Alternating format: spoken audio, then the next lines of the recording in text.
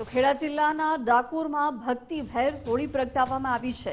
રણછોડરાયજીના ધામે હોલિકા દહનનું ભવ્ય કાર્યક્રમ રહ્યો। પરંપરાગત વિધિ અને વૈદિક મંત્રોચ્ચાર સાથે હોલિકા દહન થયું। હોલિકા દહનમાં મોટી સંખ્યામાં શ્રદ્ધાળુઓ ઉપસ્થિત રહ્યા છે। મહિલાઓ દ્વારા પરિક્રમા અને નાળિયેર અર્પણ કરાયા છે। હોલિકા દહનની પૌરાણિક કથા સાથે પર્વની ઉજવણી કરવામાં આવી।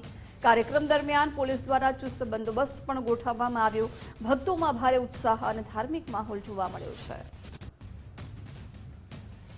आज पर्व छे अने होळीना पर्वमां आज पवित्र तीर्थधाम डाकोरमां पण होलिका दहन करवामां आवी रह्युं छे। श्रद्धाओनी भीड़ वच्चे भक्ति अने उत्साह साथे होળી प्रगटाववामां आवी रही छे। रणछोडरायजीना आशीर्वाद साथे અહીં પરંપરાગત રીતિ મુજબ જે હોલિકા દહન છે તે કરવામાં આવી રહ્યું છે। તમે જોઈ શકો છો કે જે ભક્તો છે તે હોળીની પરિક્રમા કરી રહ્યા છે અને મહિલાઓ દ્વારા ધાણી અને નારિયેળ જે છે તે પણ અર્પણ કરવામાં આવી રહ્યું છે। હોળીના જ્વાલામાં લોકો પોતાના દુઃખ કષ્ટોનો અંત થાય તે પ્રકારની જે પ્રાર્થના છે તે પણ કરી રહ્યા છે। ડાકોરમાં હોળીનો પર્વ ભક્તિ અને હર્ષોલ્લાસ સાથે ઉજવવામાં આવી રહ્યો છે।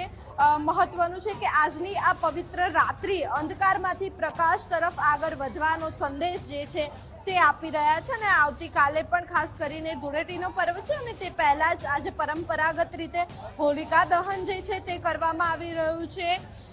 મહત્વનું છે કે મોટી સંખ્યામાં શ્રદ્ધાળુઓ અહીંયા એકત્ર થયા છે અને પરંપરાગત વિધિ મુજબ અહીં પૂજા અર્ચના છે તે કરવામાં આવી રહી છે। હોળીનો આ પર્વ સત્યની જીતનું પ્રતીક માનવામાં આવે છે અને હોલિકા દહનનો પણ ખૂબ જ પ્રાચીન ઇતિહાસ છે, જેમાં હિરણ્યકશ્યપે પોતાની જ બહેન હોલિકાને આદેશ આપ્યો હતો કે તે પ્રહલાદને અગ્નિમાં બેસાડે।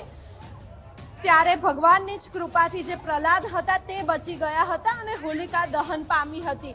આ ઘટનાને યાદગાર બનાવવા માટે જ દર વર્ષે જે હોલિકા દહન છે તે કરવામાં આવતું હોય છે અને ખાસ કરીને આજે પણ જે તીર્થધામ ડાકોર ખાતે અનેક શ્રદ્ધાળુઓ ઉમટ્યા છે અને પરંપરાગત રીતે જે હોલિકા દહન કરવામાં આવી રહ્યું છે અને તેની જે પૂજા અર્ચના છે તે કરીને તેમના જીવનમાં અંધકાર દૂર થાય, નકારાત્મક દૂર થાય તે પ્રમાણેની જે પ્રાર્થના છે તે કરવામાં આવી રહી છે।